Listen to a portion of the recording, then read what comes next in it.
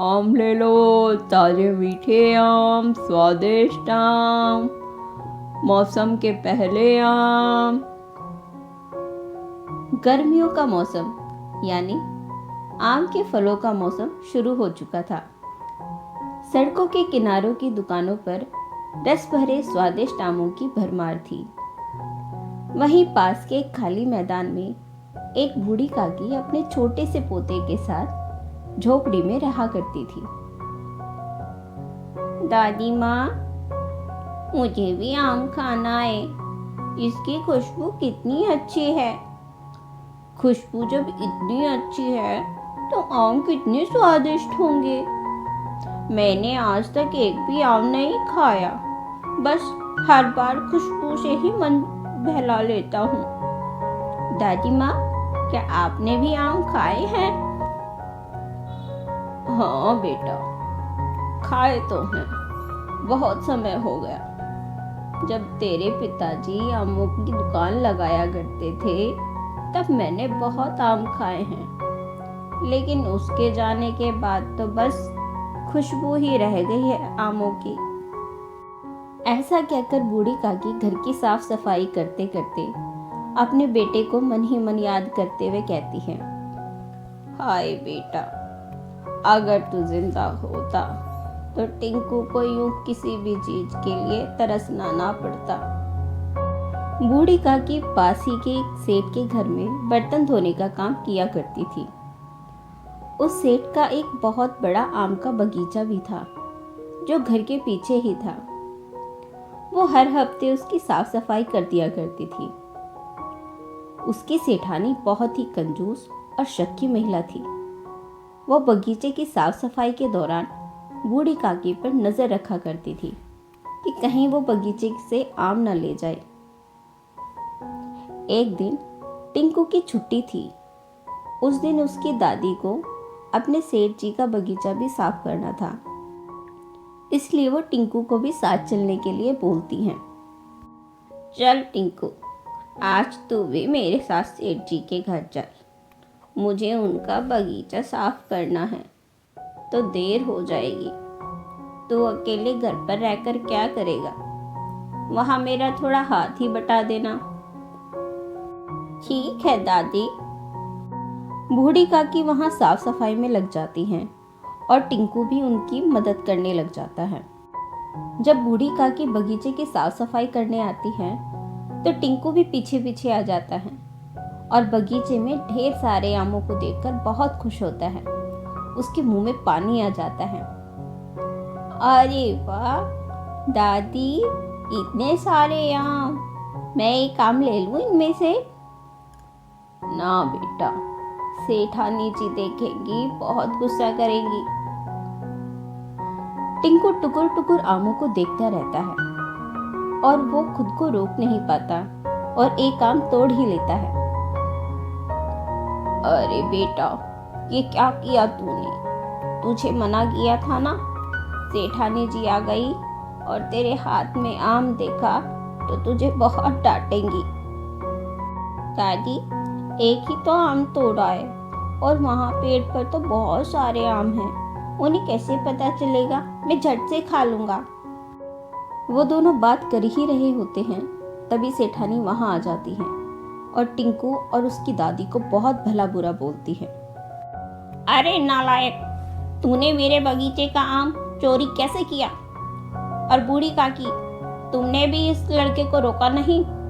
तुम लोगों ने चोरी की है तो इसका अंजाम भी भुगतना होगा, ताकि तुम लोगों को अच्छा सबक मिले।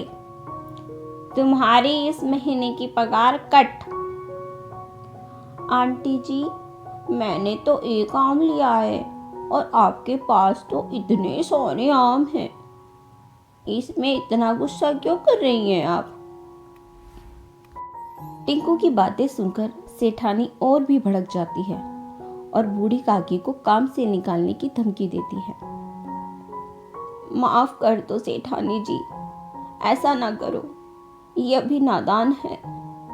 मैंने मना किया था। इसे पहली और आखिरी गलती समझकर माफ कर दीजिए। ठीक है, बंद करो ये ड्रामा और आगे कभी ऐसा हुआ तो ठीक ना होगा। अब जल्दी से सारी सफाई खत्म करो। टिंकू को इस बात का बहुत बुरा लगता है और वो वहीं रोते रोते उस आम को हाथ में लेकर वहीं बैठ जाता है और बैठे बैठे बड़बड़ाता है, एक ही तो आम लिया था, इसमें इतना भड़कने की क्या जरूरत थी।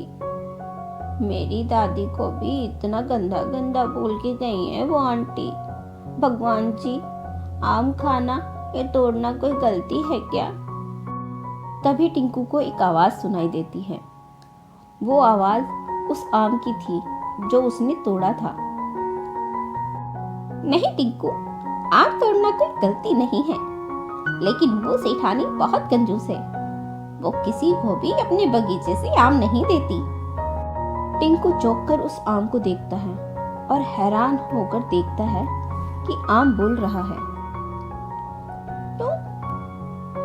तुम बोल सकते हो, पर कैसे? हाय, मैं हूँ एक जादुई आम। How are you? क्या मैं तुम्हारी कुछ मदद कर सकता हूँ? क्या तुम मेरी मदद कर सकते हो, पर कैसे? ऐसे। टिंकू खूब मजे से आम खाता है और उस आम को लेकर अपनी दादी के साथ घर वापस आ जाता है। आज तो मैं तुझे ले गई सेठ जी के घर पर, लेकिन आगे से मैं तुझे कभी वहां नहीं लेकर जाऊंगी।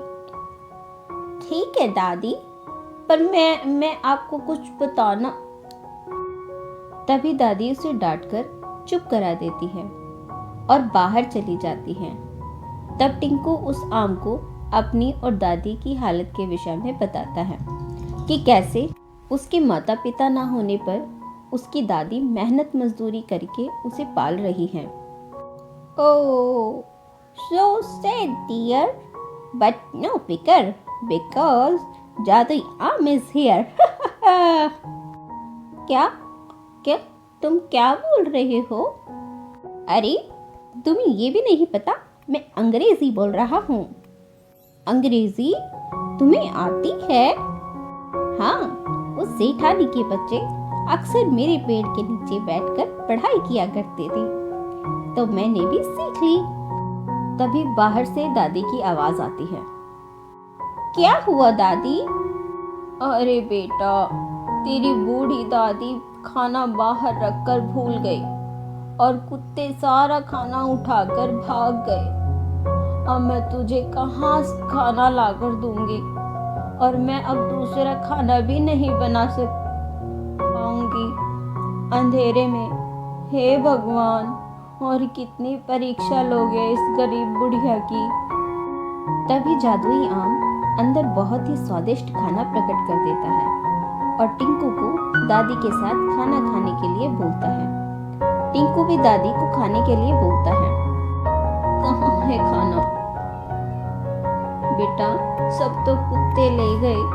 लगता है भूख के कारण तुझे खाने के सपने आ रहे हैं। और बोलते बोलते दादी टिंकू के साथ अंदर चली जाती है और अंदर खूब सारा खाना देखकर हैरान होती है। इतना सारा खाना, पर ये यहाँ कैसे आया? कहीं भूख के कारण मुझे भी तो खाना दिखाई नहीं दे रहा। नहीं, ये तो जादुई आम ने यहाँ प्रकट किया है हमारे लिए। टिंकू अपनी दादी को सारी बात बताता है कि ये आम कैसे उसके पास आया। अच्छा, तो क्या ये आम हमारी इच्छा सच में पूरी करेगा? हाँ दादी, अब बोलो तो क्या चाहिए आपको? ठीक है, तुम हमारे साथ हमेशा रहना और टिंकू का ध्यान रखना। जादुई आम, हमारा घर पक्का बना दो। हमारी झोपड़ी से बारिश में पानी टपकता है। डोंट वरी टिंकू, अब ये घर मेरा भी है, तुम बस देखते जाओ। ऐसा कहकर जादुई आम अपने जादू से एक बड़ा सुंदर घर बना देता है और उस घर में उनकी जरूरतों की सारी चीजें होती हैं। अब ऐसे ही टिंकू और दादी का जीवन धीरे धीरे सुधरने लगता है।